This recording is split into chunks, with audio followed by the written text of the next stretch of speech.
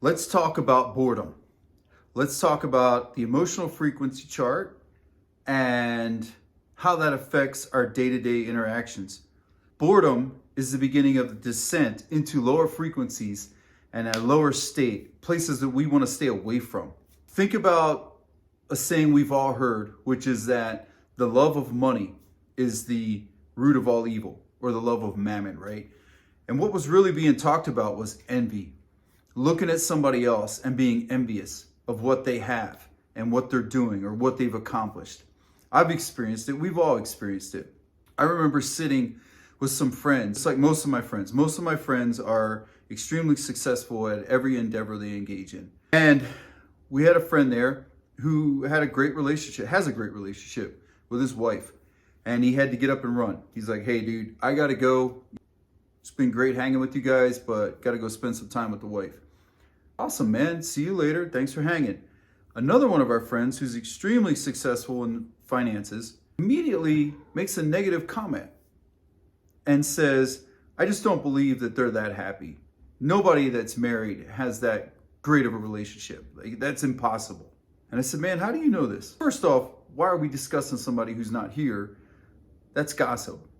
And second, let's hone in on your behavior. Why do you think that? What makes you think that? How do you know that? And what makes you think that you should be voicing an opinion? And so we had a little bit of a discussion about it. And the bottom line was just that despite everything that he had going in his favor with money and business and all of those things, health, in phenomenal physical condition, he hadn't been able to crack the code on relationships.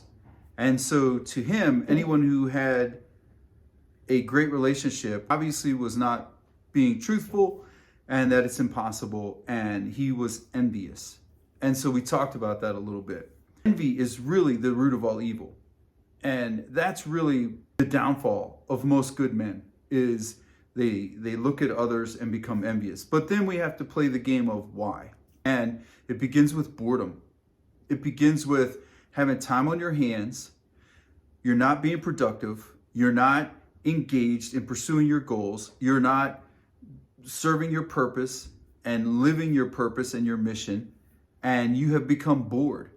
And now you have time to look at others and slowly descend down that emotional scale to envy and hatred and all of the negatives, all the things that are just going to do more to take you off track, to take you off your mission. It's a spiral or a cascade into negativity that you have to avoid. And you're the only one that can control that. You're the only one that can pull yourself out of that. And so I strongly encourage you guys that be aware of your emotional frequencies, be aware of your states, and do everything in your power to keep yourself out of those places. Do everything in your power to never find yourself bored, never find yourself without something to do. There are 60 seconds in a minute, there's 60 minutes in an hour. Make them all count. Make every single second count.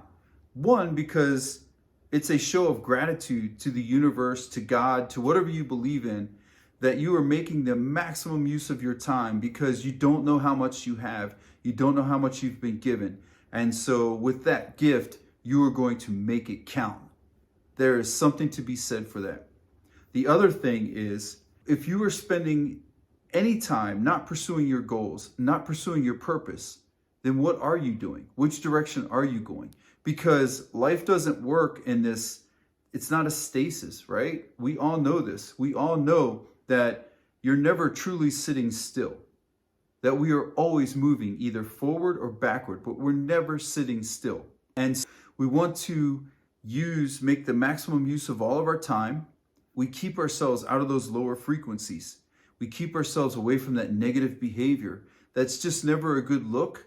And also, it's not good for us. It tears us down. When I'm tearing somebody else down, I'm also revealing that side of myself to people around me, which inadvertently tears me down in their eyes, also in my own eyes, because I know the truth. I know why I'm really saying these things about someone else. I know why I'm really talking trash about someone else. And so I can't get away from that. My higher self knows, like, hey man, you're really jealous. You're really envious. You really aren't serving your purpose, and you're upset that they are. And they have something that you don't have, or they're doing something that you can't do because you choose not to.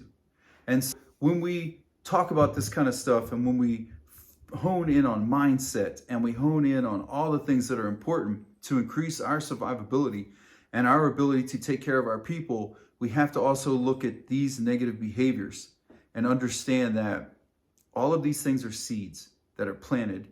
All of these things begin to grow. And so you have to be mindful. You have to prune those things out and make sure that you always stay in that higher frequency. Because again, any situation that comes at you, again, from self-protection perspective, anything that comes at you from a, how do I be a better version of me? How do I bring who I'm supposed to be to the world?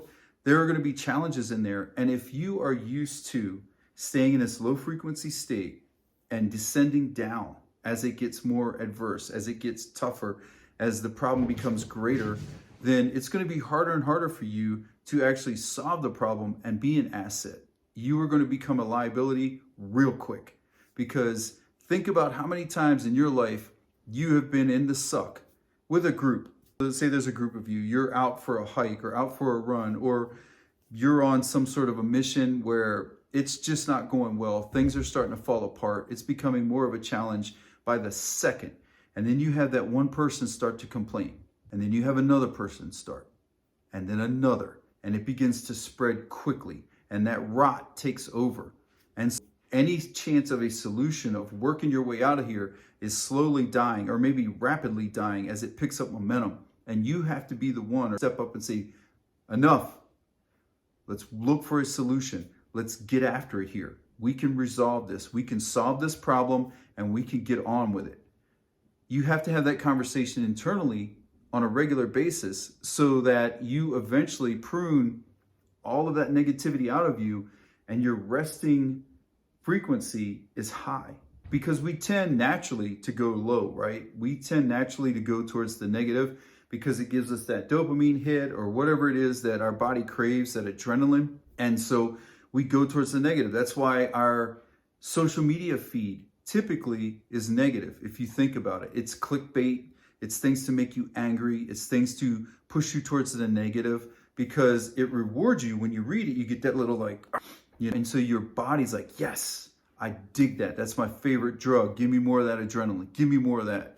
And so we have this tendency to go there. We all struggle with it. The better you are at staying at a higher frequency, the better you are at recognizing quickly in yourself when those things are starting to happen and getting yourself out of it, the better you're going to be for your people at recognizing when they are starting to go that direction and cutting that out and getting them out of it so that we can get back to solving the problem. I hope that makes sense. I will put a picture of the frequency chart up in this for you guys so you can kind of see it. It's also on my other social medias. If you don't have a frequency, just Google emotional frequency chart, and there will be several that will come up. And just, I use it as a guide. The highest frequency is unconditional love. I'm going to tell you right now, I don't think I will ever get there. There are some people that I just am never going to like, and they've earned that.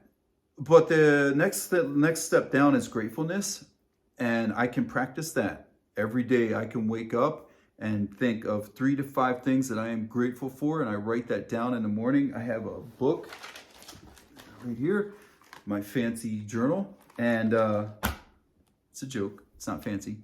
You could buy those for, I think, 10 for $5 or something at an office outlet store.